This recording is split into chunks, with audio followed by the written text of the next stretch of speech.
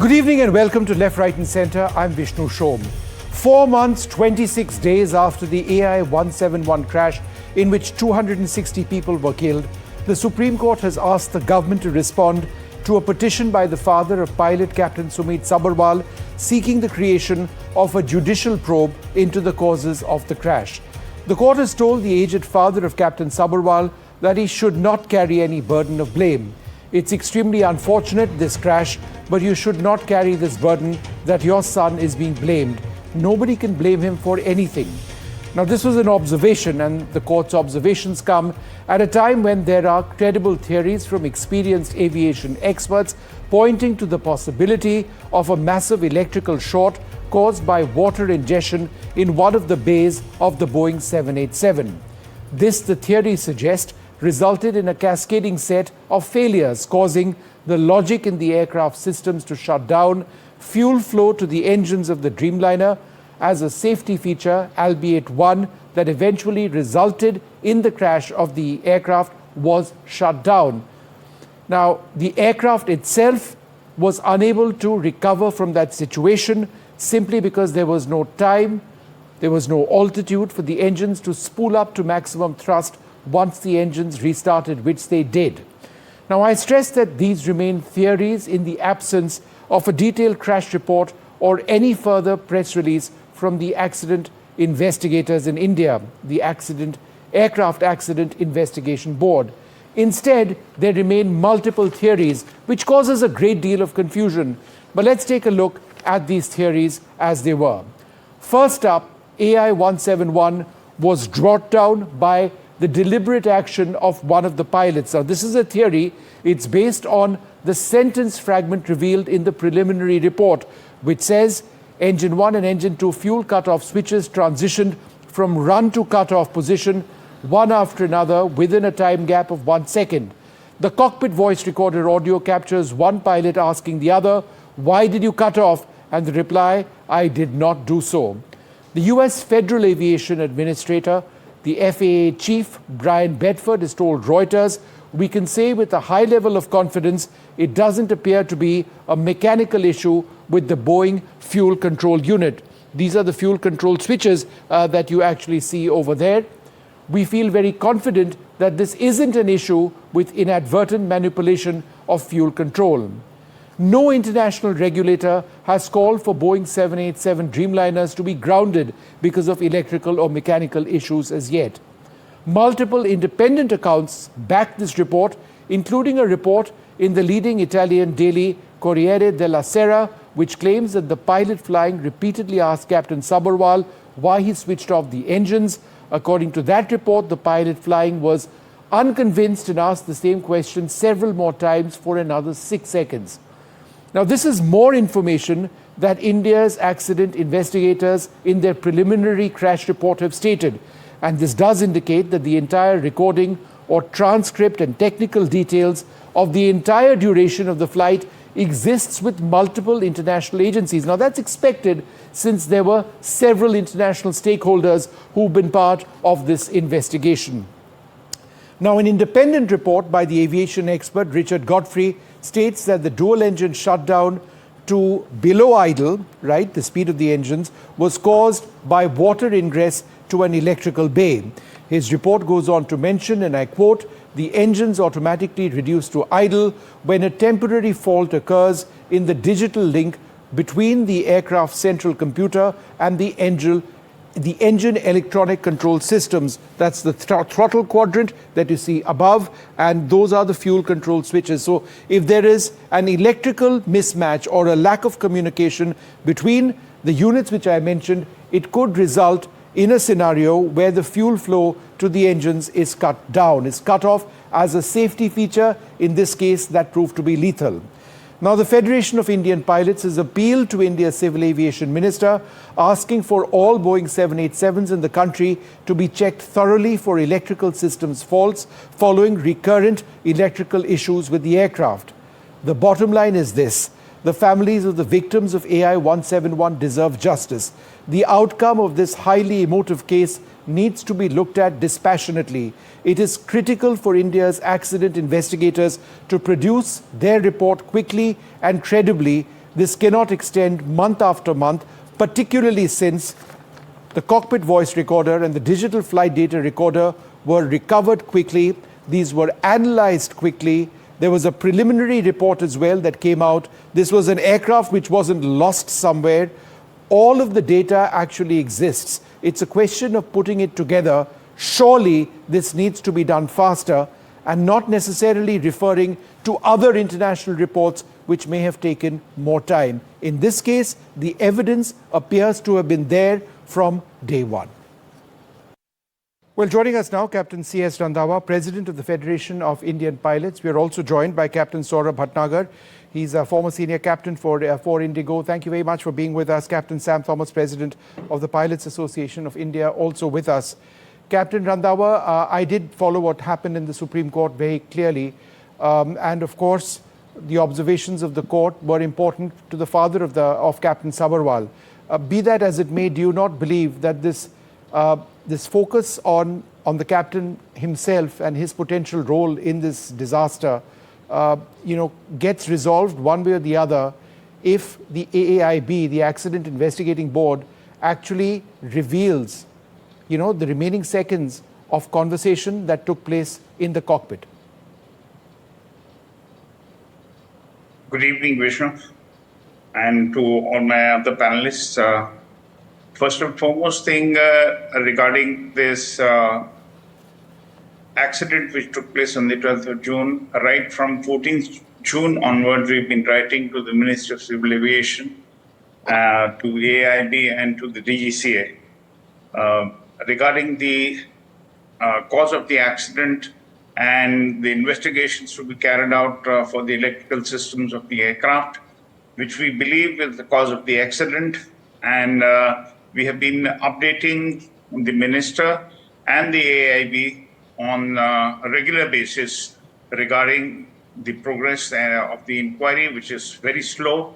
And they gave it in piecemeal parts, the preliminary report giving a part of the CVR recording, which caused more of speculations amongst the people. No, I agree. So, Captain, my question is this. This speculation needs to end. And therefore, yes. What your case in court is premised on is on an alleged Yes. role of the pilot. The word alleged is very important. It would potentially bring, Captain Sabharwal's name out of disrepute, right, or potential disrepute, if that entire transcript could be released. Do you not believe that the accident investigators need to identify whether they are looking at his role as having done something deliberate, or they're looking at a mechanical issue with the aircraft or something else? See, for this reason, we have been asking for a judicial probe for a long time. The reason for a judicial probe is to have more transparency and accountability. Now, the government of India is not ordering an independent court of inquiry.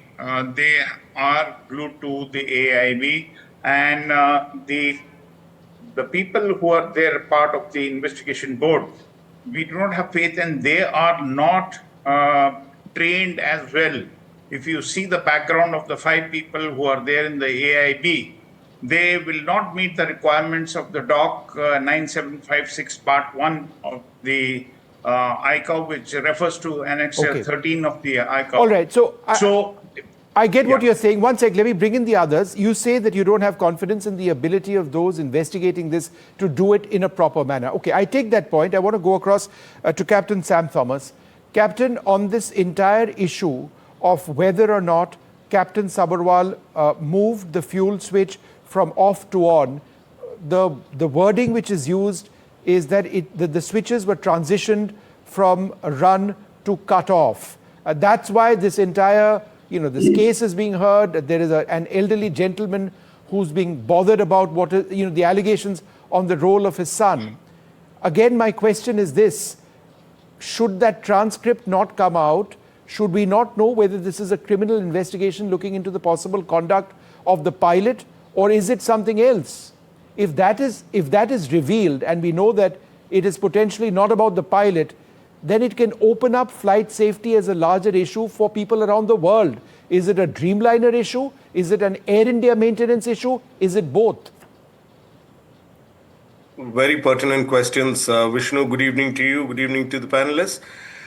What you're raising is exactly what most of the people in the know have been raising. Unfortunately, if you need to get these answers, it's not just the transcript that needs to come out, because the transcript alone and the data misses out on tonality. Yes, 100%. It misses out on tonality. In a part, you are absolutely right. The entire transcripts need to come out. It makes very sad commentary when a 91-year-old person has to go to the case, of course, with the help of Captain Randhawa and the Federation of Indian Pilots, just to tell the authorities to do your job. Now, in the meantime, we've been dividing the work where the legal part basically is being done by the FIP, which is doing a fantastic job along with the father of Captain Sumeet Sabharwal. We've made an effort through the parent organization of IFALPA to go and meet the AAIB.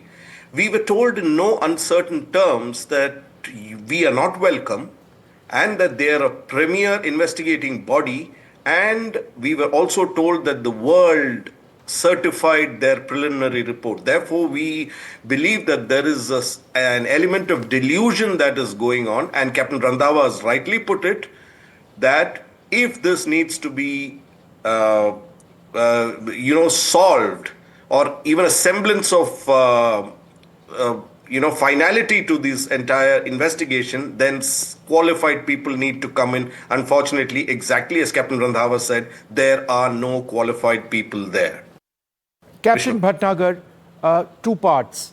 Firstly, the entire theory on an electrical failure having resulted in a cascading set of events which resulted in fuel flow to the engines having been shut off is premised on a theory. That theory, I mean, it is just that, it's a theory, it's not necessarily a fact. Therefore, considering the lack of evidence or information that we have so far, to what extent should we go by this theory? Hi, good evening, Vishnu, and good evening to both the eminent panelists. See, all along we have been saying ever since the accident took place that, first of all, the preliminary inquiry, what is the investigation report has come out, is quite sketchy, flawed, and it, throws more questions than the answers. The theory, now, I think it has already been established earlier, or I say the verdict given by the foreign media and some parts of the Indian media, that it is this captain who moved the switch from cutoff to from run to cutoff. Now the thing is, nobody thereafter, I don't know what the investigation is doing or agencies, what Captain Randhawa has said, that subject matter expert should be brought in as a permanent member of the team. Now the thing is that what is the signal, digital signal, which has gone to the FedEx, whether it was from the switch or it was from the protective logic, which everybody is talking about, the electrical malfunction, the CAT-CMEL of the core network, which is basically what I gathered is the central nervous system of the Boeing 787 being an all-electric aircraft. So all these hydraulic system, electric system, LRUs are replaced by this core network through this common computer system. So basically, is any electrical malfunction which has prompted the FedEx to get into protective logic and thereafter give the signal to the fuel cutoff to switch off. And I also want to know whether the engines, what did they actually start? It was when the APU door was actually opened, that 080854, and thereafter at 17 seconds the EFR stopped recording. In 17 seconds initially, what if the fuel has gone, that is the initial purge, what I could see, that why the EGT rose, and there was a initial reversal of thing. But to get the thrust or to get the power from the starter of the APU is not possible. APU still takes 60 to 90 seconds. So that initial, there was no way the APU could have started the engine. So there are a lot of theories which are floating around, but I don't think that's what so pilot could not have done the thing. That in 1 second. Got it. That's okay. Captain Randhawa, let me come back to you. In light of that very basic information that we have on that preliminary report, which says that the fuel switch transitioned from the run to cutoff position, to me that means that it was manually moved. if this is the case and the language used is correct, is there any way in which fuel can be switched off, right, other than manually moving the switch from position A to position B? Yes, without the physical movement of the switches, the fuel flow valves, there's the electrical connection between the fuel control switches. You have the fuel control digital unit, and CDU you call it, and you have the fuel valves. Now, due to electrical problem, as Captain Bhatnagar also said, I would like to reiterate, and you mentioned earlier in the start of the show. Let me take you back on the date of the accident, flight 154, Vienna to Delhi. Yes. Same day. Yes. There was flooding of water in the electronic bay, which I have raised this question to the minister and to the AAIB and the DGCA, that has Air India reported this matter, because there was flooding in the electronic bay and there was short circuiting, and all the passengers were deplaned by the engineer, the Austrian engineer. And because he was fearing that it had more than 50 tons of fuel, and there could have been a second accident on that date. This has, why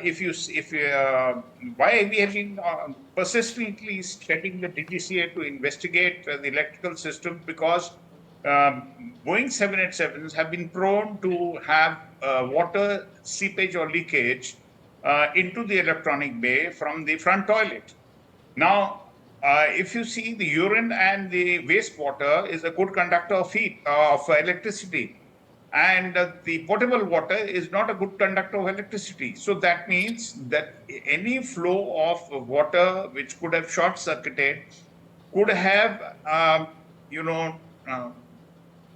could have meant that the fuel control switches have actually moved, whereas they may not have moved. So that is why we are saying, and we still maintain that theory, that there is an electrical fault. And still... No, but Captain Randhawa, I don't understand this part. The report says that the fuel control switches moved.